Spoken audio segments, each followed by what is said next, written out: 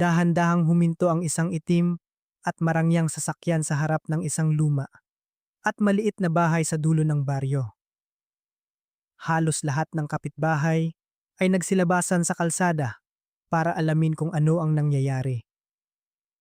Walang makaintindi kung bakit hinahanap ng mga lalaking naka-Amerikana ang isang simpleng dalaga na halos 2 linggo pa lang ang nakalipas mula nang matanggal sa trabaho.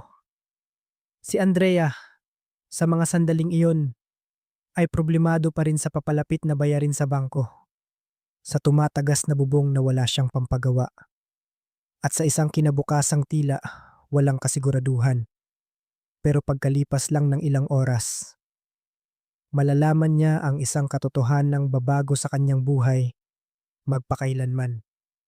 Ang lalaking palaboy na dati niyang pinakain, na ginamit niya ang lahat ng kanyang ipon para ipagamot, ay isa pala sa pinakamakapangyarihang negosyante sa buong bansa. Ngunit ang mas nakakagulat pa kaysa sa kanyang tunay na pagkatao ay ang dahilan kung bakit tahimik siyang nagpakita sa buhay ng dalaga. At ipapakita sa atin ng kwento ngayong araw na minsan, ang isang maliit na gawa ng kabutihan ay maaaring magbukas ng pinto na babago sa buong tadhana ng isang tao. Ang kwentong ito ay hahatakin ang iyong atensyon hanggang sa huling segundo. Kung may naramdaman kayong kakaibang emosyon o napaisip kayo tungkol sa inyong buhay dahil sa kwentong ito, sana ay maglaan kayo ng kaunting oras para pindutin ang like at mag-subscribe sa channel para suportahan ako. Ang inyong suporta ang pinakamalaking motibasyon ko para patuloy na magbahagi ng mas marami pang makabuluhang kwento. Tuwing umaga sa Barangay San Isidro, isang maliit na baryo sa tabi ng Ilog Pampanga, sanay na ang mga residente sa imahe ng isang dalagang nagbibisikleta sa isang lumang sasakyan. Binabagtas ang daang lupa patungo sa palengke ng bayan. Ang bisikletang iyon ay kasama na niya sa loob ng maraming taon at ang berdeng pintura nito ay halos tuklap na. Ang basket sa harap ay tinali na lang ng alambre dahil sira na ang isang hawakan. Ang dalagang iyon ay si Andrea. 24 na taong gulang, maliit ang pangangatawan at kayumanggi ang balat dahil sa mga araw ng pagbabanat ng buto sa ilalim ng araw.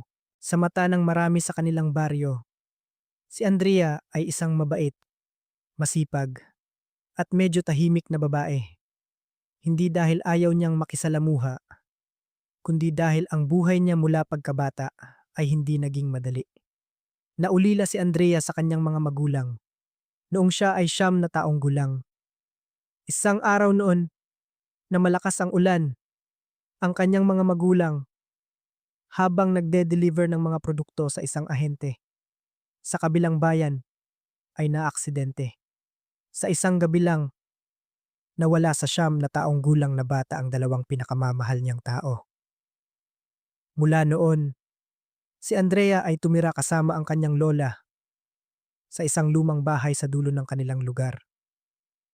Walang sariling lupa ang kanyang lola at tumatanggap lang ito ng mga patahi mula sa mga kapitbahay para mapakain ang kanyang apo. Bagamat kapos sa buhay, ramdam pa rin niya ang init ng isang pamilya. Ang hindi malilimutan ni Andrea ay ang mga gabing walang kuryente, kung saan uupo silang maglola sa labas ng bahay, pinagmamasdan ang aandap-andap na ilaw ng gasera. Madalas, hahaplusin ng kanyang lola ang buhok niya at sasabihing, hindi ang kahirapan ang pinakanakakatakot na bagay. Ang nakakatakot ay kapag hinayaan mong gawin kang masamang tao ng kahirapan. Noong mga panahong iyon, bata pa si Andrea, kaya hindi niya lubos na naiintindihan ang kahulugan ng mga salitang iyon. Pagkalipas ng maraming taon, matapos pagdaanan ang iba't ibang pagsubok, doon niya napagtanto na iyon ang pinakamahalagang aral na iniwan ng kanyang lola. Noong si Andrea ay 20 taong gulang, pumanaw ang kanyang lola matapos ang isang malubhang karamdaman.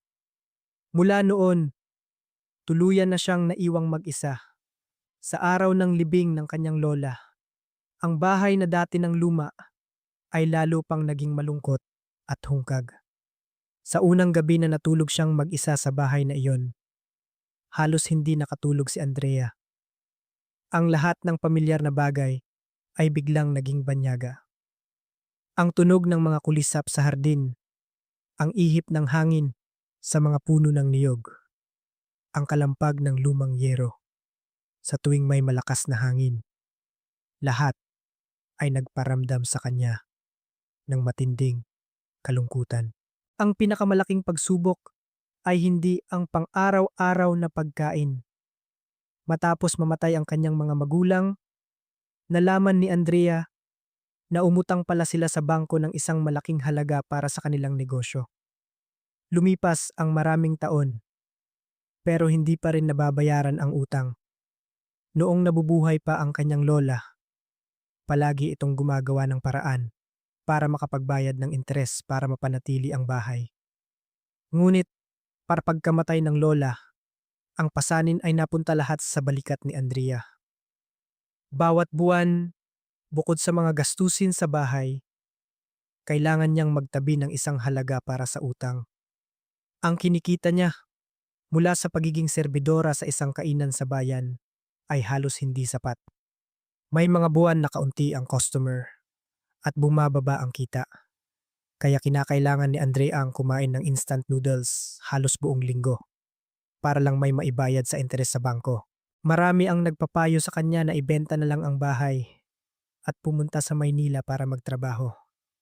Ngunit para kay Andrea, ang bahay na iyon ay hindi lang isang tirahan. Iyon ay ang mga alaala ng kanyang nanay at tatay, ng kanyang lola, ang nag-iisang lugar sa mundo kung saan nararamdaman niyang mayroon pa siyang tahanang mauuwian. Ang bahay ay lalong naluluma sa paglipas ng panahon at ang bubong na yero ay kinakalawang na sa maraming bahagi. Sa tuwing malakas ang ulan, tumutulo ang tubig sa sahig na nag-iiwan ng mahahabang marka. Kailangan ni Andre ang gumamit ng iba't ibang balde at palanggana na nakakalat sa buong bahay para saluhin ang tubig. May mga gabing walang tigil ang ulan at kailangan niyang bumangon ng 3 o 4 na beses para itapon ang tubig dahil sa takot na umapaw ito sa sahig. Isang umaga sa simula ng tag-ulan, habang naghahanda siyang pumasok sa trabaho, nakatanggap si Andrea ng tawag mula sa bangko. Ipinaalam ng empleyado sa kabilang linya na malapit nang matapos ang palugit sa utang. Kung hindi niya mababayaran ang natitirang halaga sa loob ng ilang buwan, ang bahay ay isa sa ilalim sa foreclosure. Pagkatapos ng tawag na iyon, matagal na nakaupo si Andrea sa labas ng kanilang bahay. Ang sikat ng araw sa umaga ay tumatama sa maliit na bakuran na puno ng mga tuyong dahon. Sa harap niya ay ang puno ng mangga na itinanim ng kanyang ama at ang mga bougainvillea na inalagaan ng kanyang lola. Sa pag-iisip na balang araw ay kailangan niyang lisanin ang lugar na ito. Isang hindi maipaliwanag na bigat ang kanyang naramdaman. Pero hindi hinayaan ni Andrea na magpatalo siya. Lagi niyang pinaniniwalaan na ang pagrereklamo ay hindi makakatulong sa buhay. Noong araw na iyon, nagbisikleta pa rin siya papunta sa kainan gaya ng dati. Ngumiti pa rin sa mga customer at nagtrabaho mula umaga hanggang gabi. Walang nakakaalam na sa likod ng nangiting iyon ay ang napakaraming alalahanin na bumabagabag sa kanya. Ang kainan kung saan nagtatrabaho si Andrea ang pinakamalaki sa bayan, na nagsisilbi sa daan-daang customer araw-araw. Napakahirap ng trabaho. Madalas, kailangan niyang nandoon na ng alas 5 ng umaga para maglinis ng mga mesa at upuan, maghanda ng mga plato at kubyertos, at magtrabaho ng walang tigil hanggang gabi. Bilang kapalit, sapat ang sahod niya para sa kanyang pang-araw-araw na gastusin at para patuloy na umasa na mapapanatili niya ang bahay. Gabi-gabi pagkatapos ng trabaho, inilalaan ni Andrea ang oras para isulat ang kanyang mga gastusin sa isang maliit na kwaderno. Kinukwenta niya ang bawat piso para sa kuryente, tubig, bigas, at pambayad sa utang. Pagkatapos ng lahat ng iyon, napakaliit na lang ng natitira. Ganoon pa man, patuloy siyang nag-iipon. Lagi niyang sinasabi sa sarili na kailangan lang niyang magtiyaga pa ng kaunti at magiging maayos din ang lahat. Hindi alam ni Andrea na ang buhay niya ay malapit ng magbago ng husto. Hindi rin niya inaasahan na pagkalipas lang ng ilang araw, isang estrangherong lalaki ang magpapakita sa harap ng kainan at babaguhin ang kanyang tadhana magpakailanman. Ngunit sa mga sandaling iyon, si Andrea ay isa pa ring simpleng dalaga na nagsusumikap na mapanatili ang huling alaala ng kanyang pamilya, dala-dala sa kanyang puso, ang simpleng paniniwala na gaano man kahirap ang buhay, dapat pa ring mabuhay ng may kabutihan sa kapwa at sa sarili. Kinaumagahan, katatapos lang ng mahabang ulan kagabi, at ang daan papunta sa palengke ng bayan ay may mga maliliit pang sanaw ng tubig. Ang kainan ni Aling Nelia ay puno na ng mga customer kahit maaga pa. Ito ang pinakamalaking kainan sa lugar kaya araw-araw. Maraming driver, negosyante, manggagawa, at mga biyahero ang dumadaan para mag-almusal. Nandoon na si Andrea ng alas 5 ng umaga gaya ng dati. Nagpunas siya ng mga mesa, inayos ang mga plato at kubyertos, at nagpabalik-balik para kunin ang order ng mga customer. Ang mga sigaw ng order, ang kalansing ng mga kubyertos, at ang sigaw ng kusinero sa mga empleyado para ilabas ang pagkain ay lumikha ng pamilyar na ingay. Si Aling Nelia, ang may-ari ng kainan, ay nakatayo sa harap ng kaha. Ang babaeng ito na lampas 50 na ay kilala sa bayan dahil sa kanyang pagiging matalas at praktikal. Magaling siyang magnegosyo, ngunit kilala rin siya bilang isang taong inuuna ang kita kaysa sa lahat. Sa kanyang paningin, anumang bagay na makakaapekto sa negosyo ay dapat alisin kaagad. Mga bandang alas 9 ng umaga. Sa oras na pinakamarami ang customer, isang matandang lalaki ang lumitaw sa harap ng kainan. Nakasuot siya ng kupasing polo, nasira na ang kwelyo, at ang kanyang lumang tsinelas na goma ay halos pudpud na. Ang kanyang puting buhok ay magulo dahil sa alikabok at hangin. May dala siyang isang maliit at lumang bag. Payat na payat ang kanyang katawan, kaya't ang suot niyang damit ay parang nakasabit lang sa isang hanger. Noong una, walang pumansin sa kanya. Tumayo siya sa labas ng ilang minuto bago dahan-dahang pumasok sa may silong. Marahil ay matagal siyang nag-alinlangan bago nagkalakas loob na lumapit. Tinitigan niya ang mga mainit na pagkain sa mesa ng mga customer na may matinding pananabik. Kumakalam ang kanyang sikmura sa gutom. Ilang customer ang sumulyap sa kanya at pagkatapos ay umiwas ng tingin. Mayroong kumunot ang noo sa inis. Mayroon ding umusog ng upuan na parang takot na lapitan sila ng matanda. Si Andrea noon ay may dalang isang tray ng pagkain mula sa kusina. Aksidente niyang nakita ang matandang lalaki na nakatayo sa harap ng kainan. Ang nakakuha ng kanyang atensyon, hindi ang gusgusin nitong anyo, kundi ang kanyang mga mata. Iyon ang mga mata ng isang taong matagal nang hindi tinatrato ng maayos. Huminga ng malalim ang matandang lalaki at humakbang pa ng ilang beses. Paos ang kanyang boses. Ineng, pwede bang makahingi ng kahit isang platong kanin? Pagkasabi niya noon, ilang customer na malapit sa kanya ang lumingon. Mayroong natawa at mayroon ding nagpakita ng pagkainis. Yumuko ng mas mababa ang matandang lalaki. Na tila sanay na sa ganoong reaksyon. Isang kasamahan ni Andrea ang nakakita at lumingon kay Aling Nelia. Si Aling Nelia, na nagbibilang ng pera sa kaha, ay agad na nag-angat ng tingin nang marinig ang paghingi ng pagkain. Pagkalipas ng ilang segundo, tuluyang nagbago ang kanyang mukha. Mabilis siyang lumabas sa kaha. Ang tunog ng kanyang tsinelas sa semento ay rinig na rinig. Magsasalita pa sana ang matanda ng unahan na siya ni Aling Nelia. Anong ginagawa mo rito? Malamig ang kanyang boses. Nag-aalangan ang matanda. Ako, humihingi lang po ako ng kaunting pagkain. Mapaklang ngumiti si Aling Nelia. Tumingin ka sa paligid mo. Alam mo ba kung nasaan ka? Yumuko ang matanda. Alam ko po. Alam mo pala. Bakit nandito ka pa? Putol ni Aling Nelia. Puno ng customer ang kainan ko. Nakakawala ka ng gana. Sino ang mananagot dyan? Nagsimulang magbago ang hangin sa loob ng kainan. Maraming customer ang tumigil sa pagkain para manood. May ilan na kinuha ang kanilang cellphone para mag-video. Nalilito ang matanda. Hihingi lang po ako ng isang platong kanin.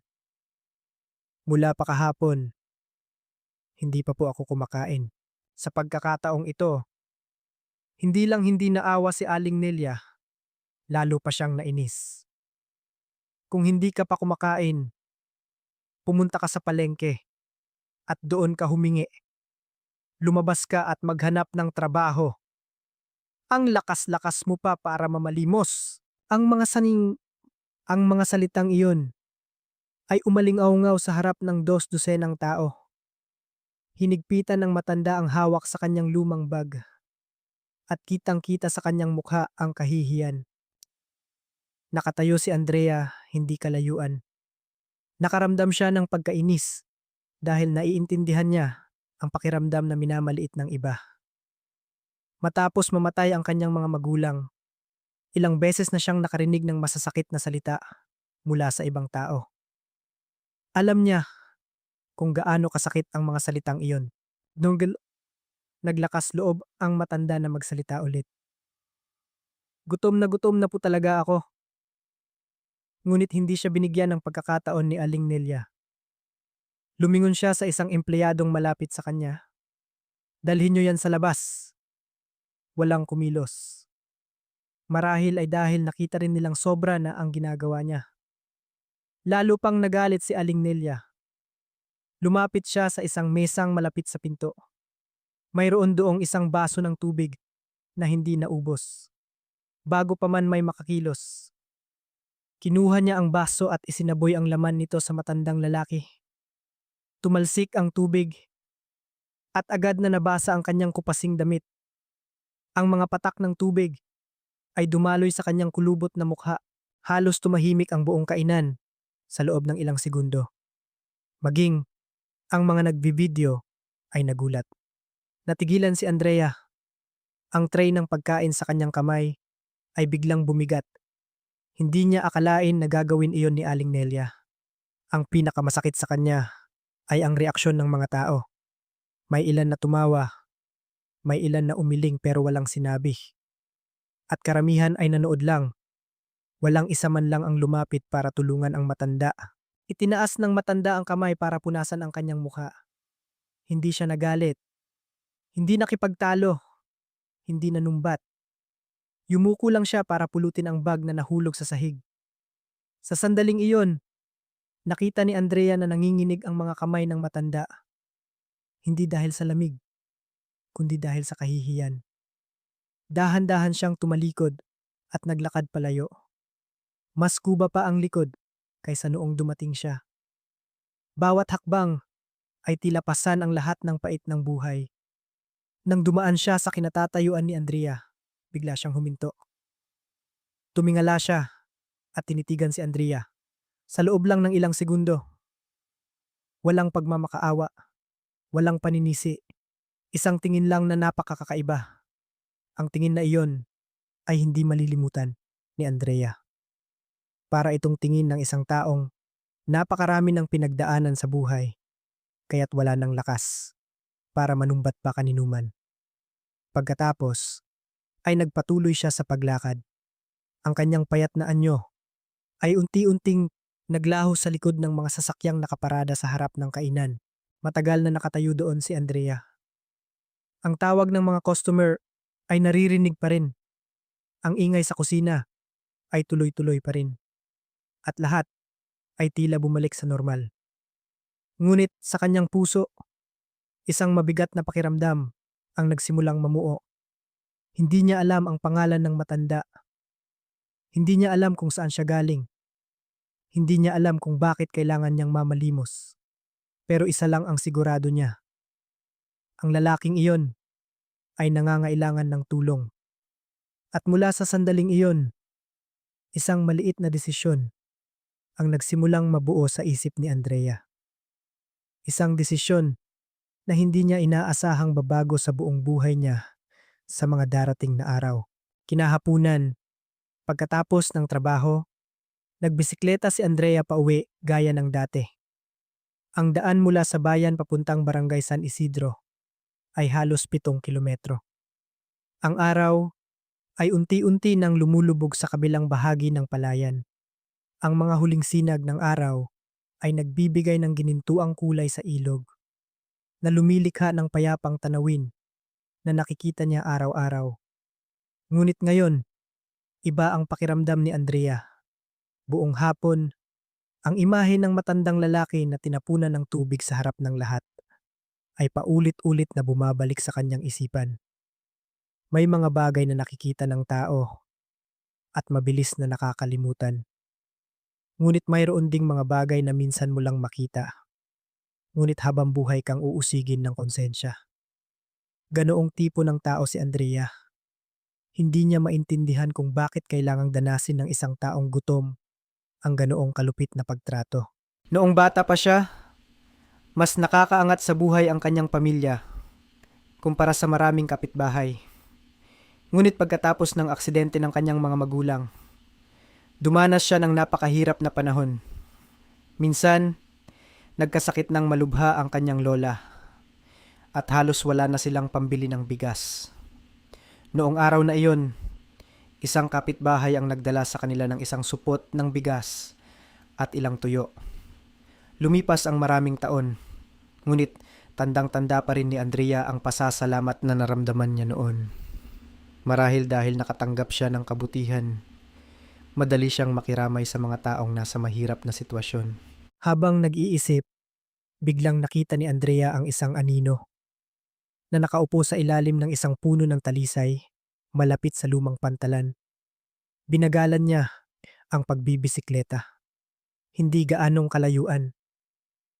Nang tingnan niyang mabuti, nakilala niya na iyon ang matandang lalaki kaninang umaga. Nakaupo siya sa isang lumang sementadong upuan na may mga sirana. Sa tabi niya ay ang kanyang kupasing bag. Hindi sinasadyang huminto si Andrea. Tumayo siya ilang metro ang layo. Noong una, balak niyang magpatuloy na lang. Tutal, estranghero naman siya. Siya mismo ay may sariling mga problema. Ngunit nahuli ng kanyang mga mata ang isang kakaibang tanawin. Isang payat na asong kalye ang nakatayo malapit sa matanda. Walang tigil itong iwinawagayway ang buntot at nakatingin sa kamay ng matanda. Kinuha ng matanda mula sa kanyang bag ang kalahating piraso ng tuyong tinapay. Hinati niya ito sa dalawa. Ibinigay niya ang kalahati sa aso at itinabi ang kalahati para sa sarili. Mabilis na kinain ng aso ang tinapay. Tiningnan ito ng matanda at ngumiti. Nang matapos kumain ng aso, doon lang niya sinimulang kainin ang natitirang tinapay. Natigilan si Andrea. Isang kakaibang pakiramdam ang namuo sa kanyang puso. Ang lalaking ito ay halatang hindi sapat ang kinakain. Pero ibinahagi pa rin niya ang kakarampot niyang pagkain sa isang hayop na palaboy. Nagbigay iyon sa kanya ng maraming pag-iisip. Hindi lahat ng mahirap ay mabuti. Ngunit ang taong marunong magbahagi, kahit na siya mismo ay kapos, ay karaniwang may napaka-espesyal na puso. Tahimik na sumakay ulit si Andrea sa kanyang bisikleta at umuwi. Noong gabing iyon, biglang bumuhos ang unang ulan ng panahon. Nagsimula na namang tumulo ang tubig mula sa mga butas sa bubong. Kinailangan ni Andrea ang maglagay ng mga palanggana sa buong silid. Isa sa tabi ng kama, isa malapit sa mesa, at isa sa sulok ng kusina. Ang tunog ng patak ng tubig ay tumagal ng ilang oras. Nakaupo siyang yakap ang mga tuhod sa kanyang lumang kama at iniisip pa rin ang matandang lalaki. Saan kaya siya matutulog sa ganitong ulan? Mayroon ba siyang masisilungan? Nakakain na kaya siya ng sapat. Paulit-ulit na lumabas ang mga tanong na iyon sa kanyang isip. Kinabukasan, maagang dumating si Andrea sa kainan. Abala pa rin ang trabaho gaya ng dati. Tuloy-tuloy ang pasok-labas ng mga customer. Si Aling Nelia ay sumisigaw pa rin sa mga empleyado sa tuwing may pagkakamali. Ngunit hindi tulad ng ibang araw, madalas na sumusulyap si Andrea sa labas. Hindi niya alam kung ano ang inaasahan niya. Bandang tanghali, muling nagpakita ang matandang lalaki. Sa pagkakataong ito, hindi siya pumasok sa kainan. Umupo lang siya sa ilalim ng isang puno sa kabilang kalsada. Marahil ay ayaw na niyang mapalayas ulit. Mula sa malayo, mukha siyang mas nangayayat kaysa kahapon. Nakaramdam ng lungkot si Andrea. Sakto namang oras na para sa tanghalian ng mga empleyado. Isa-isa silang pumasok sa kusina para kunin ang kanilang pagkain. Kinuha ni Andrea ang kanyang parte at humanap ng isang sulok para umupo. Tinitigan niya ang mainit na lunchbox sa kanyang harapan. Ngayon, mayroon itong isdang paksiw, nilagang gulay, at sinigang. Simpleng pagkain, ngunit para sa kanya, isa na itong kumpletong tanghalian. Nagsimula ng kumalam ang kanyang sikmura. Buong umaga siyang nagtrabaho ng walang tigil. Ngunit nang sumilip siya sa bintana at makita ang anyo ng matandang lalaki sa kabilang kalsada, biglang nawala ang kanyang gana. Binuksan ni Andrea ang lunchbox. Pagkatapos, ay isinara ulit. Binuksan at isinara muli. Isang debate ang nangyari sa kanyang isipan. Kung ibibigay niya ang pagkaing ito sa matanda, magugutom siya ngayong hapon. Kung itatabi niya ito para sa sarili, baka makonsensya siya. Pagkatapos ng ilang minutong pag-iisip, bumuntong hininga siya at napangiti sa sarili. Kailan pa ako naging ganito kapraning? Sa huli, tumayo siya. Kumuha siya ng isang malinis na plastic bag at inilagay ang lunchbox sa loob. Pagkatapos, dahan-dahan siyang lumabas sa likod ng kainan. Buti na lang at abala si Aling Nelia sa pag-check ng mga stock sa bodega, kaya walang nakapansin sa kanya. Mabilis na tumawid ng kalsada si Andrea. Nag-angat ng tingin ang matandang lalaki nang makita siyang papalapit. Kitang-kita sa kanyang mga mata ang pagkagulat. Inabot ni Andrea ang plastic bag. Tay, kainin niyo po muna itong pagkain. Tiningnan ng matanda ang bag. Pagkatapos ay si Andrea. Tila hindi pa niya naiintindihan ang nangyayari. Para sa akin ba ito, Ineng? Tanong niya. Tumango si Andrea. Opo. Paano ka? Okay lang po ako. Tinitigan siya ng matanda ng ilang segundo pa bago dahan-dahang tinanggap ang pagkain. Ang kanyang payat na mga kamay ay bahagyang nanginginig. Salamat, Ineng, ng ngumiti si Andrea. Wala po iyon. Binuksan ng matanda ang lunchbox. Umalingasaw ang amoy ng mainit na pagkain. Matagal niyang tinitigan ang pagkain bago nagsimulang kumain. Sa sandaling iyon, parang may bumara sa lalamunan ni Andrea. Hindi niya alam kung bakit. Marahil dahil napagtanto niya na minsan, ang isang ordinaryong pagkain para sa kanya ay isang napakahalagang bagay para sa iba. Ano po ang pangalan niyo, Tay? Tanong ni Andrea. Sumagot ang matanda. Dito ang pangalan ko. Ako po si Andrea. Tumango ang matanda. Ikaw ang unang nagtanong ng pangalan ko pagkatapos ng maraming araw. Hindi alam ni Andrea kung ano ang isasagot sa sinabi niyang iyon. Bigla niyang napagtanto na minsan, ang kulang sa atin ay hindi lang pagkain, kundi atensyon. Ang pakiramdam na itinuturing ka pa ring isang tao, hindi isang pabigat o isang multo sa gitna ng mundo. Mula noong araw na iyon, nagsimulang bigyan ni Andrea ng mas maraming pansin si Mang Lito. Hindi niya alam na ang desisyon niyang magbigay ng isang lunchbox noong araw na iyon ay simula pa lang ng sunod-sunod na mga pangyayaring magaganap. At mula sa sandaling iyon, ang tadhana niya at ng misteryosong matanda ay nagsimula ng magkaugnay sa paraang walang sino man ang makakaisip. Kung nalaman lang ni Andrea na ang pagbibigay niya ng pagkain kay Mang Lito noong araw na iyon ay may nakakita, marahil ay mas nag-ingat pa siya. Ngunit simple lang ang kanyang pag-iisip kapag tumutulong siya. Ang iniisip lang niya ay ang taong nangangailangan, hindi na may taong gagamitin ang kabutihan niya para saktan siya. Kinabukasan, ang trabaho sa kainan ni Aling Nelia ay nagpatuloy gaya ng dati. Puno ng customer at walang tigil ang tawag ng order. Tumatakbo si Andrea mula sa mga mesa papuntang kusina at pabalik. Kahit pagod, nanatili siyang nakangiti sa mga customer. Samantala, sa isang sulok ng kainan, may isang taong nagmamasid sa kanya, si Myla. Marami ang nag-iisip na galit si Myla kay Andrea dahil lang sa inggit. Pero mas komplikado pa roon ang lahat. 3 taon na ang nakalipas. Nang unang pumasok si Myla sa kainan, siya ang paboritong empleyado ni Aling Nelia. Mabilis siya, magaling magsalita, at marunong kumuha ng loob ng customer. Sa tuwing may mga suking dumarating, pangalan ni Myla ang tinatawag nila para mag-serve. Ipinagmamalaki niya iyon. Sa isip ni Myla, ang kainan na ito ay parang sarili niyang teritoryo hanggang sa dumating si Andrea. Hindi kagandahan si Andrea, hindi sunod sa uso manamit, at hindi rin marunong sumipsip. Ngunit mayroon siyang bagay na wala si Myla, sinseridad.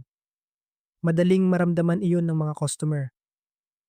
Tanda ni Andrea ang paboritong pagkain ng bawat isa.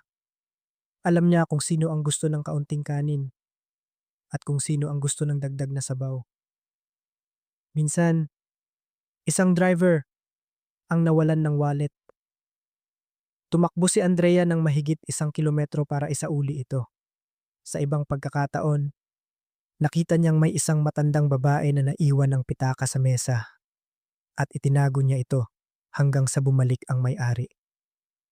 Ang mga maliliit na bagay na iyon ay unti-unting nagustuhan ng mga customer. Marami na ang hindi na si Myla ang hinahanap, si Andrea na. Noong una, naiinis lang si Myla.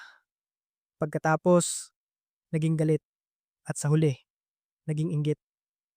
Sa tuwing naririnig niyang pinupuri ng customer si Andrea, parang may tumutusok na tinik sa kanyang puso. Ang pinakakainisan ni Myla ay hindi man lang ito napapansin ni Andrea.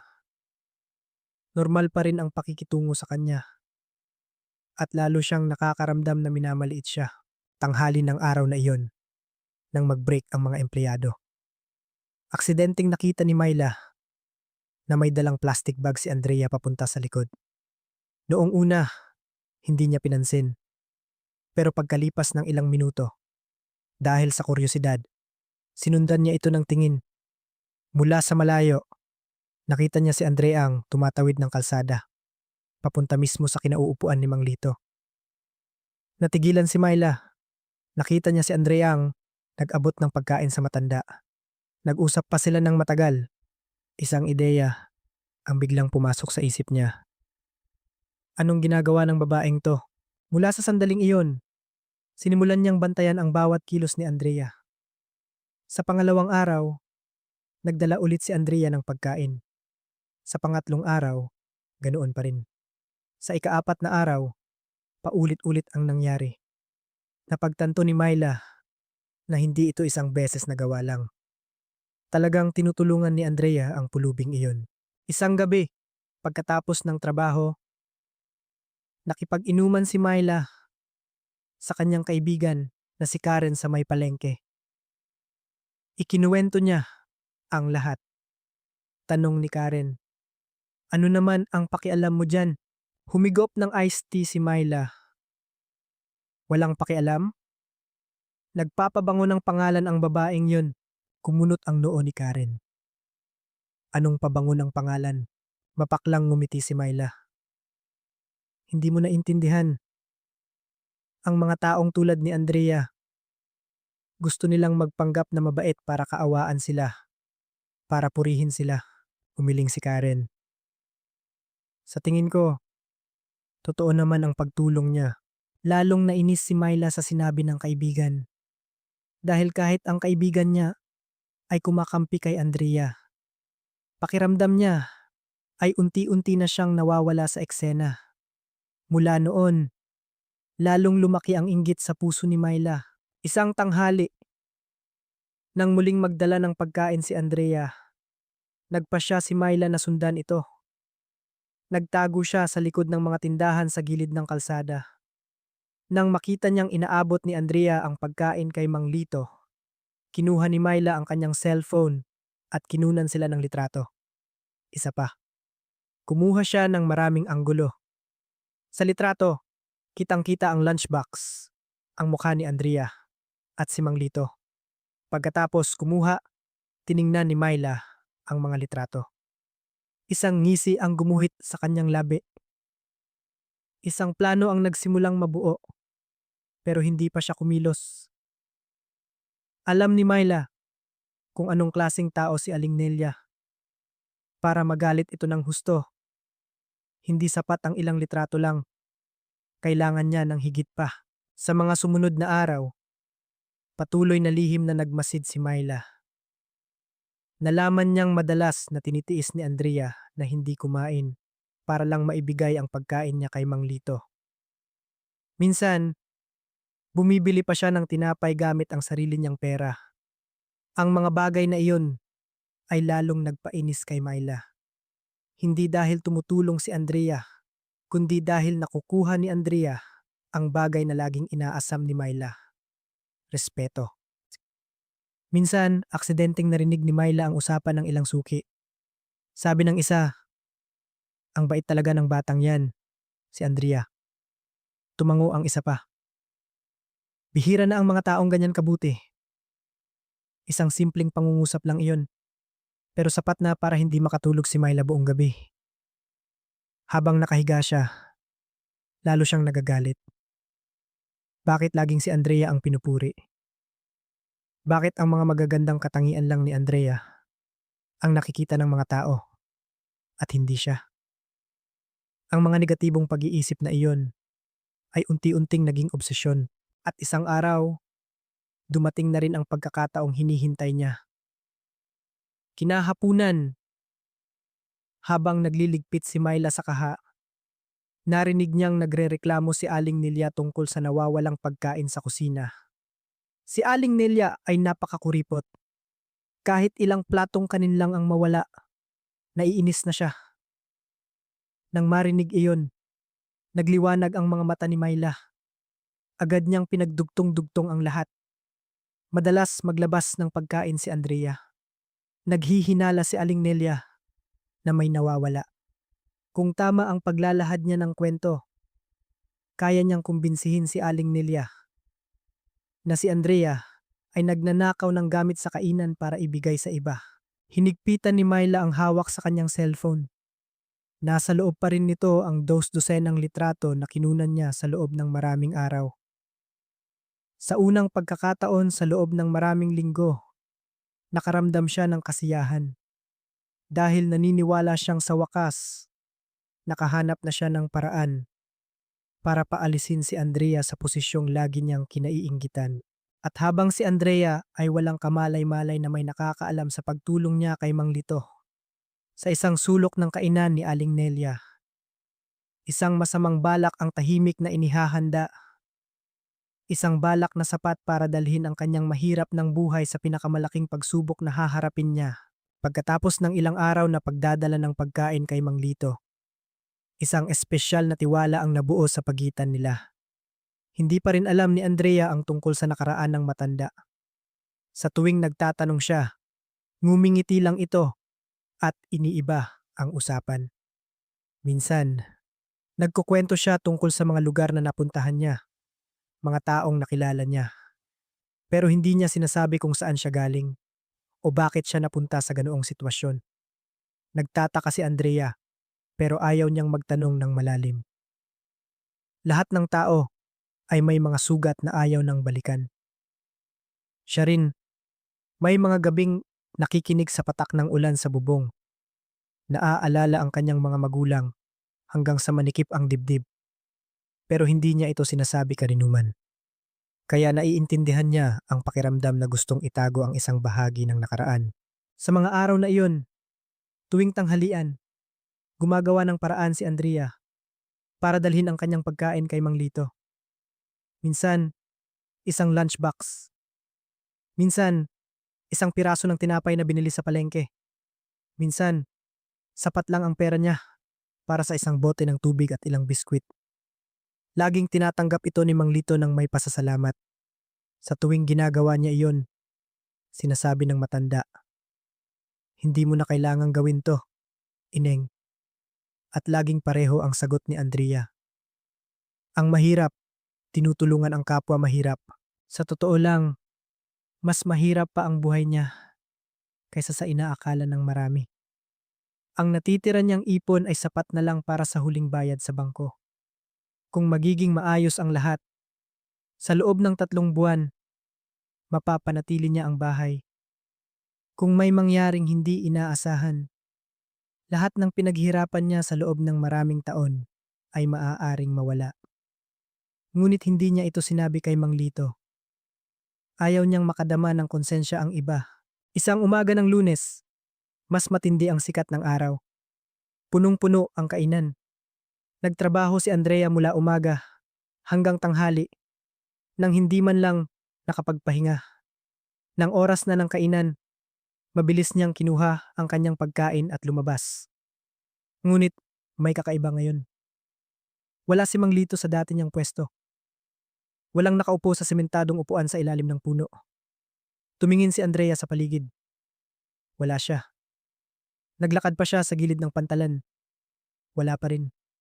Isang kaba ang biglang lumitaw. Sa loob ng maraming araw, umulan man o umaraw, nandoon si Mang Lito.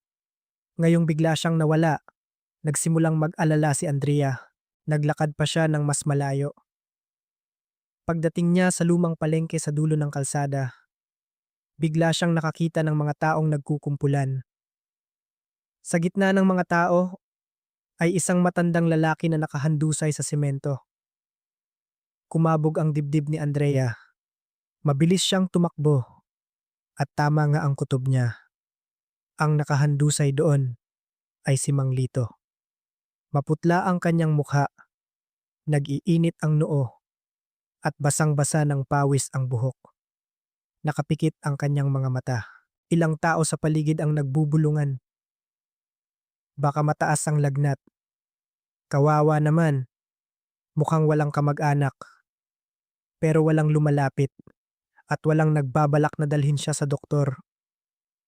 Lumuhod si Andrea sa tabi ni Mang Lito. Tinawag niya siya ng paulit-ulit.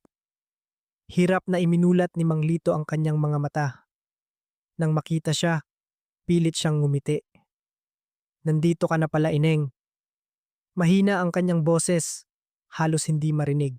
Hinawakan ni Andrea ang noo niya. Nag-aapoy sa init, nataranta siya. "May sakit po kayo, Tay."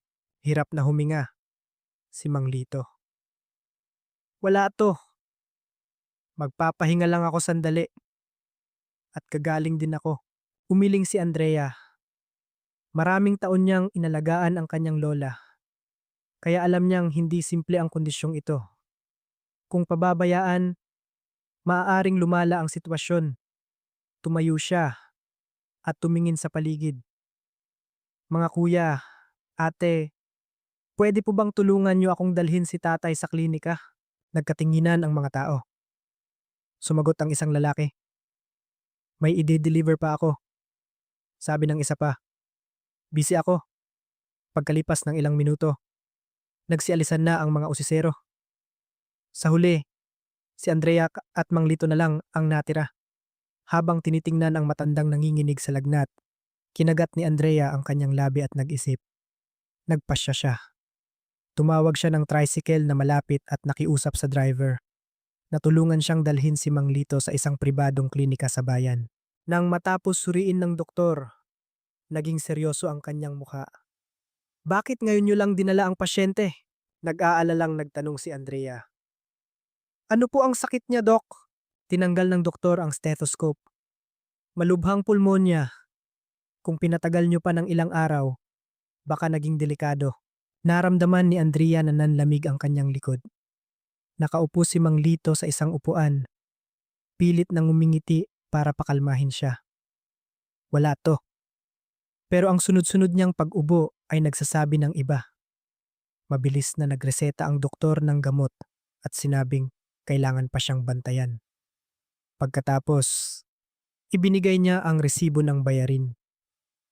Kinuha ito ni Andrea at tiningnan. Natigilan siya. Ang halagang nakasulat doon ay halos katumbas ng lahat ng kanyang ipon. Ang perang iyon ay resulta ng mahigit 2 taong pagtatrabaho. 2 taong paggising bago pa sumikat ang araw. 2 taong hindi pagbili ng bagong damit. 2 taong pagtitipid sa pagkain. 2 taong pagtitiis sa tumatagas na bubong. Tuwing tag-ulan, lahat para lang mapanatili ang nag-iisang bahay ng kanyang pamilya. Matagal na nakatayo si Andrea sa harap ng cashier. Tiningnan siya ng babae. Magbabayad po ba kayo, ma'am? Ang simpleng tanong na iyon ay naging napakahirap sagutin. Sa isip ni Andrea, sunod-sunod ang mga pag-iisip. Kung babayaran niya ito, masisira ang plano niyang bayaran ang utang sa bangko. Patuloy na tutulo ang bubong. Maaaring makuha ang bahay. Ang mahirap ng buhay ay lalo pang hihirap. Pero kung hindi niya babayaran, paano si Mang Lito? Wala siyang kamag-anak, walang pera, at walang mag-aalaga. Lumingon si Andrea sa upuan kung saan nakaupo ang matanda. Nakayuko si Mang Lito. Umuubo ng sunod-sunod. Ang anyong iyon ay nagpaalala sa kanya sa kanyang lola noon. Noong nagkasakit ng malubha ang kanyang lola, kung hindi dahil sa tulong ng mga kapitbahay. Marahil ay hindi na ito nabuhay pa ng ilang taon. Huminga ng malalim si Andrea at binuksan ang kanyang bag. Sa loob ay ang ATM card na lagi niyang iniingatan. Iyon ang buong kinabukasan niya, ang huling pag-asa para mapanatili ang kanilang bahay. Matagal niyang tinitigan ang card. Pagkatapos, ay bahagyang ngumiti. Isang nangiting may halong pait. Ang bahay, nandyan lang. Ang buhay ng tao, isa lang. Sa isip na iyon, inabot niya ang card sa cashier. Magbabayad po ako. Kinuha ng cashier ang card. Pagkalipas ng ilang minuto, tapos na ang transaksyon. Halos naubos ang lahat ng kanyang ipon. Tiningnan ni Andrea ang text message na nagpapakita ng natitirang balanse sa kanyang telepono. Kumirot ang kanyang puso, hindi dahil sa panghihinayang sa pera, kundi dahil alam niyang mas magiging mahirap pa ang mga darating na araw. Pagbalik niya sa klinika, alam na ni Mang Lito ang nangyari. Matagal siyang tinitigan nito. Sa unang pagkakataon, kitang-kita sa mga mata niya ang matinding emosyon. Ginamit mo ang pera mo, Ineng, tumango si Andrea. Pampagawa po sana ng bubong. Natigilan si Mang Lito. Bakit mo ginawa yon? Umupo si Andrea sa tabi niya. Tumingin siya sa labas, sa maaraw na bakuran, at sumagot sa mahinang boses. Dahil kung tinalikuran kita ngayon, baka habang buhay kong hindi mapatawad ang sarili ko. Hindi na nagsalita pa si Mang Lito. Pero sa mga mata niya noon, may isang bagay na nagbago. At hindi alam ni Andrea na ang desisyon niyang iyon, na tila isang kahangalan, ang magiging simula ng pagbabago ng kanyang tadhana sa paraang hindi niya inaasahan. Pagkatapos dalhin si Mang Lito sa klinika, naging mas tensyonado ang buhay ni Andrea. Halos naubos na ang kanyang ipon. Sa tuwing bubuksan niya ang banking app at makikita ang kakarampot na natira, nararamdaman niya ang bigat ng pressure. Ganoon pa man, hindi niya pinagsisihan ang kanyang desisyon. Kahit papaano, unti-unting gumagaling si Mang Lito. Sa pag-iisip lang noon, nararamdaman niyang sulit ang lahat ng sakripisyo. 3 araw pagkatapos lumabas sa klinika, Nakakalakad na ulit si Mang Lito ng normal. Bagamat may kaunti pang ubo, mas maayos na ang kanyang itsura. Tanghali ng araw na iyon, dinalhan ulit siya ni Andrea ng pagkain. Tiningnan ni Mang Lito ang lunchbox at umiling. Huwag ka nang magdala, ining... Nagulat si Andrea. Bakit po, tay? Magaling na ako. Kailangan mo nang asikasuhin ang buhay mo. Umiti si Andrea. Kaya ko pa naman po. Matagal siyang tinitigan ni Mang Lito na may malalim na pag-iisip sa kanyang mga mata. Tila may gusto siyang sabihin, pero sa huli ay hindi na lang. Hindi alam ni Andrea na hindi kalayuan. May isang taong nanonood sa kanilang buong pag-uusap. Si Myla. Sa loob ng maraming araw, halos sinusubaybayan niya ang bawat kilos ni Andrea. At ngayon, matapos makakuha ng sapat na litrato, nagpasya siyang kumilos. Kinahapunan, nang medyo humupa na ang mga customer. Habang nag-aayos ng mga papeles si Aling Nelia, lumapit si Myla. Aling Nelia, may gusto po sana akong sabihin. Nag-angat ng tingin si Aling Nelia. Ano yon? Nagkunwaring nag-aalangan si Myla. Hindi ko po alam kung dapat ko bang sabihin o hindi. Si Aling Nelia ay walang pasensya. Kung may sasabihin ka, sabihin mo na. Hinaan ni Myla ang kanyang boses. Natatakot po ako na baka kumukuha si Andrea ng gamit sa kainan para ibigay sa iba. Dahil sa sinabi niya, agad na itinigil ni Aling Nelia ang pagsusulat. Anong sabi mo? Kinuha ni Myla ang kanyang cellphone. Ilang araw na po siyang naglalabas ng pagkain. Kinunan ko pa nga po ng litrato. Pagkasabi noon, inabot niya ang cellphone. Tiningnan ni Aling Nelia ang bawat litrato. Litrato ni Andrea na may dalang pagkain. Litrato niya habang inaabot ito kay Mang Lito. Litrato nilang nag-uusap. Habang tumitingin, lalong kumukunot ang noo niya. Kailan pa to? Tanong niya. Halos 2 linggo na po. Sagot ni Myla. Sinasadya niyang hindi sabihin na iyon ay ang sariling pagkain ni Andrea. Sa halip, nag-focus siya sa katotohanang may pagkaing inilalabas sa kainan. Narinig ko pa po na dinala niya sa doktor, yung matanda. Kung pera po ba ng kainan ang ginamit niya, hindi ko po alam. Ang mga sipatimugya, ang mga pahiwatig na iyon, ay lalong nagpagalit kay Aling Nelia. Matagal na siyang naghihinala na may nawawalang pagkain. Ngayon, lahat ng hinala ay napunta kay Andrea. Noong gabing iyon, halos hindi nakatulog si Aling Nelia. Paulit-ulit niyang iniisip na naloloko siya ng kanyang empleyado. Ang pinakakinasusuklaman niya ay ang pakiramdam na niloloko. Kinabukasan, pagdating ni Andrea sa kainan, agad niyang naramdaman ang kakaibang tensyon. Iba ang tingin sa kanya ng mga kasamahan. May ilan na nagbubulungan at mabilis na umiiwas ng tingin.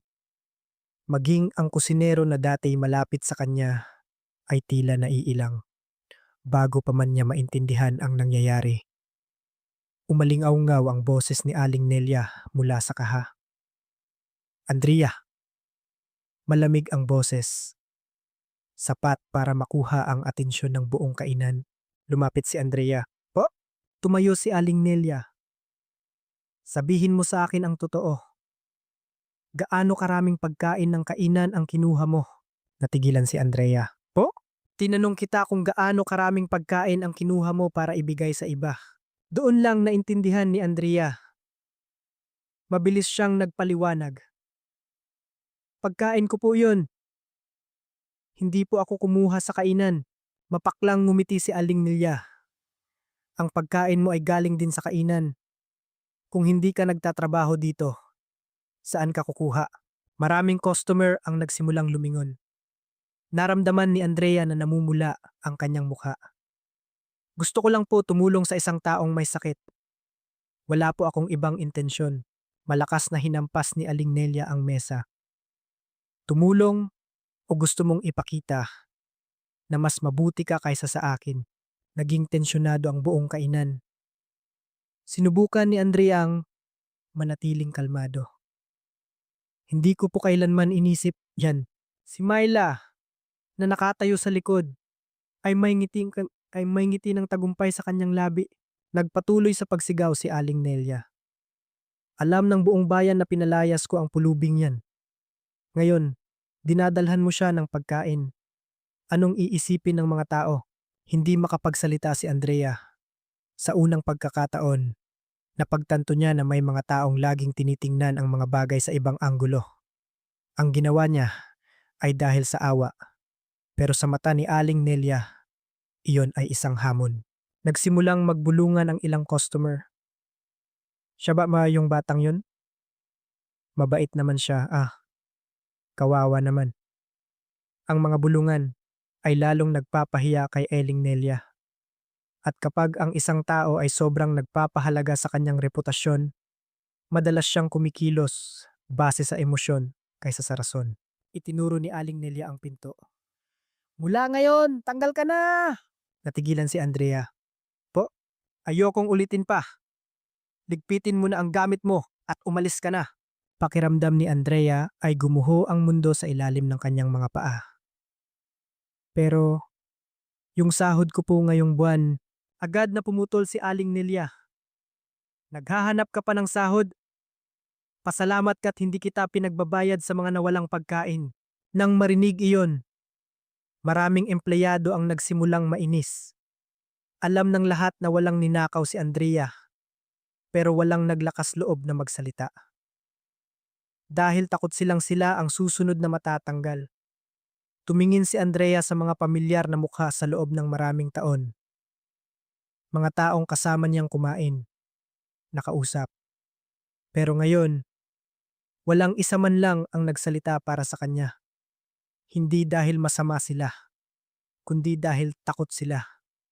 At minsan, ang takot ay nagiging dahilan para talikuran ng tao ang tama. Yumuko si Andrea. Alam niyang hindi niya mababago ang desisyon ni Aling Nelia. Pagkatapos ng ilang segundo, pumasok siya sa silid pahingahan ng mga empleyado. Ang maliit na locker niya ay naglalaman ng lahat ng kanyang personal na gamit. Isang jacket, isang bote ng tubig, at ilang lumang litrato kasama ang kanyang lola.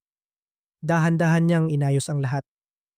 Bawat bagay na kinukuha niya ay parang isang alaala na pinuputol. 3 taong pagtatrabaho dito. 3 taong paggising bago pa sumikat ang araw. 3 taong pag-iipon ng bawat piso para mapanatili ang bahay. Lahat ay natapos sa loob lang ng ilang minuto. Paglabas niya sa kainan, lumingon siya sa huling pagkakataon. Ang lugar na ito, ang dati niyang tanging pinagkukunan ng ikabubuhay.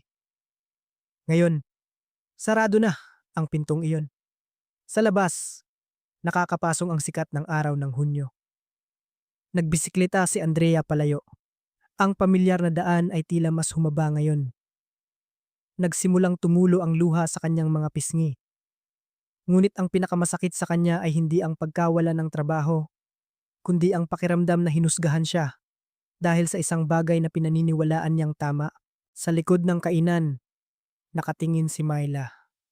Akala niya, nabawi na niya ang posisyong datigi sa kanya. Ngunit hindi niya alam na sa sandaling iyon, nagsimula ng umikot ang gulong ng tadhana. At ang pinakamalaking mawawala sa kwentong ito, sa huli, ay maaaring hindi si Andrea. Habang nagbibisikleta pa uwi matapos matanggal sa trabaho, halos hindi alam ni Andrea kung paano niya nalagpasan ang mga pamilyar na daan. Ang sikat ng araw sa hapon ay kasing tindi pa rin ng dati. Ang mga palayan sa magkabilang gilid ng kalsada ay nakalatag pa rin hanggang sa abot tanaw. Ngunit sa kanyang puso, lahat ay tila mas mabigat kaysa dati. Ang 3 taong pagtatrabaho sa kainan ni Aling Nelia ay natapos sa loob lang ng kalahating oras. Walang paliwanag na tinanggap, walang pagkakataong manatili. Ang masakit kay Andrea ay hindi dahil hindi naniwala si Aling Nelia sa kanya, kundi dahil ang mga taong lubos na nakakaalam ng katotohanan ay piniling manahimik. Hindi niya sila sinisisi. Ang mga mahihirap ay madalas na takot na mawala ang kung anong mayroon sila. Lahat ay kailangan ng trabaho para mabuhay. Lahat ay may pamilyang dapat alalahanin. Ngunit ang pakiramdam na iniwanan ay nagpabigat sa kanyang puso. Pagdating sa bahay, ipinarada ni Andrea ang bisikleta at napaupo sa hagdanan. Ang maliit na bahay ay tulad pa rin ng dati. Luma ang bubong, may mga bitak na ang pader. Ang lumang electric fan ay nasa sulok. Ang altar para sa kanyang mga magulang at lola ay may usok pa rin ng insenso. Habang tinitingnan ang lahat ng pamilyar na bagay, hindi na niya napigilan ang kanyang luha. Sa loob ng maraming taon, sa tuwing nahihirapan, lagi niyang sinasabi sa sarili na kailangan niyang maging matatag. Ngunit ngayon, iba. Sa unang pagkakataon sa loob ng mahabang panahon, nakaramdam siya ng takot. Ang pagkawala ng trabaho ay nangangahulugang wala ng kita. Ang walang kita ay nangangahulugang hindi na mababayaran ang natitirang utang. At kung hindi mababayaran ang utang, ang bahay na ito ay hindi na magiging kanya. Noong gabing iyon, biglang bumuhos ang malakas na ulan. Ang hangin ay malakas at ang pintong kahoy ay yumayanig. Nagsimulang tumulo ang tubig mula sa mga butas sa bubong, patak-patak, hanggang sa naging agos na dumadaloy sa sahig. Nagmamadaling kumuha si Andrea ng mga palanggana para saluhin ito. Ang una ay sa sulok ng kusina, ang pangalawa ay sa tabi ng mesa, at ang pangatlo ay sa tabi ng kama. Sa loob lang ng ilang minuto, ang buong bahay ay napuno ng iba't ibang tunog ng patak ng tubig. Habang tinitingnan ang tanawin, nakaramdam siya ng kawalan ng pag-asa. Kung hindi niya ginamit ang kanyang ipon para ipagamot si Mang Lito, marahil ay naipaayos na niya ang bubong. Kung hindi siya natanggal sa trabaho, marahil ay may pag-asa pa siyang makahanap ng paraan. Ngunit mabilis na nawala ang pag-iisip na iyon. Umiling si Andrea. Ayaw niyang maging isang taong laging nagsisisi sa mga mabuting bagay na ginawa niya. Noong gabing yon, halos hindi siya nakatulog. Ang ulan ay tumagal hanggang umaga. Kinaumagahan, nakatanggap siya ng tawag mula sa bangko. Ang taong namamahala sa kanyang loan. Pagkatapos ng ilang pagbati, sinabi ng lalaki na malapit nang matapos ang palugit. Kung hindi mababayaran ang natitirang utang sa takdang oras, sisimulan na ng bangko ang proseso ng foreclosure. Hinigpitan ni Andrea ang hawak sa telepono. Opo, naiintindihan ko po. Mahina ang kanyang boses. Pagkatapos ng tawag, matagal siyang nakaupo sa labas. Sa harap niya ay ang puno ng mangga na itinanim ng kanyang ama noong siya ay 5 taong gulang pa lang. Noon, mas mataas lang ito ng kaunti sa kanya. Ngayon, malaki na ito at nagbibigay ng lilim sa halos buong bakuran. Sabi ng kanyang ama, kapag namunga na ito, sabay-sabay silang manguha ng mangga. Ngunit hindi na niya nakita ang araw na iyon. Sa pag-iisip nito, nanikip ang kanyang lalamunan. Tumingala siya sa langit.